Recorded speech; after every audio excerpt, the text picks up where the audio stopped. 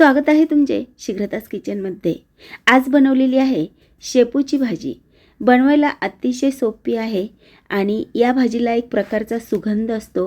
वासावरूनच आज शेपू बनवला आहे हे मुले देखील ओळखतात आणि डाळ घालून ही भाजी केली तर मुले आवडीने खातात आणि खरंच भाजी खायला अतिशय ही चविष्ट लागते।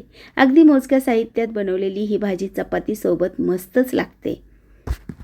गरमागरम तूप लावलेली चपाती आणि ही भाजी अप्रतिम लागते। आता भाजीची एक जुडी आहे ती मी जास्त काड्या न घेता या पद्धतीने निवडून घेतलेली आहे पहा। आणि भाजी निवडून झालेली आहे। आता चिरण्याच्या आधी ही भाजी आहे ती 2-3 पाण्याने आपल्याला स्वच्छ धुवून घ्यायची आहे, कारण खूप सारी माती वगैरे असते। तर अगदी 2 ते 3 पाण्याने ही भाजी मी धुतलेली आहे, छान पिळून घेतलेली आहे। 15 मिनिटापूर्वी ही डाळ मुगाची मी भिजत घातलेली होती, छान भिजलेली आहे। भाजी सुद्धा या पद्धतीने मी चिरून घेतलेली आहे। सुरीच्या सहाय्याने ही भाजी थोडी थोडी धरून बारीक लगेच चिरता येते। इथे लसूण आणि थोडीशी हिरवी मिरची घेतलेली आहे।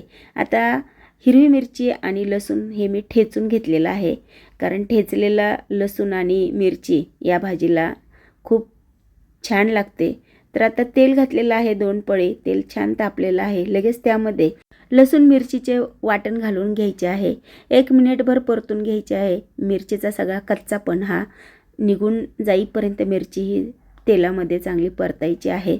लगेच त्यामध्ये शेपूची भाजी घालायची आहे। मी जिरी वगैरे असं काही घालत नाही, फक्त लसूण आणि मिरची घातली तरी ही भाजी चविष्ट होते। आता सगळी भाजी घालून घेतल्यानंतर लगेच आपल्याला हाय फ्लेमवर ही भाजी 1 मिनिटभर परतून घ्यायची आहे। ही भाजी खूप बारीक बारीक असल्यामुळे लवकर परतता येत नाही, पण उलथण्याच्या सहाय्याने गोळे गोळे झालेले सुट्टी सुट्टी करत आपल्याला ही भाजी व्यवस्थित तेलामध्ये परतून घेतली की झाकण ठेवायचं आहे। एक 3-4 मिनिटाची दणदणीत त्याला वाफ दिली की भिजवलेली डाळ घालून घ्यायची आहे।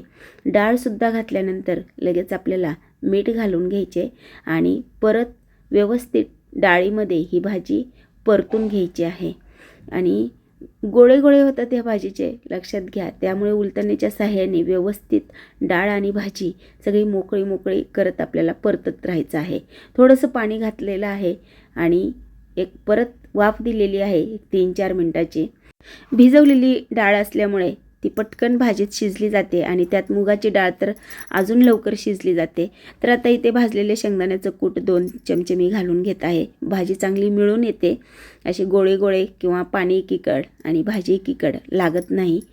आणि कूट घातल्यानंतर परत व्यवस्थित मिक्स करायची आहे। ही भाजी एकदम कोरडी कोरडी पण चांगली लागत नाही, त्यामुळे थोडंसं गरम पाणी घालायचं आहे।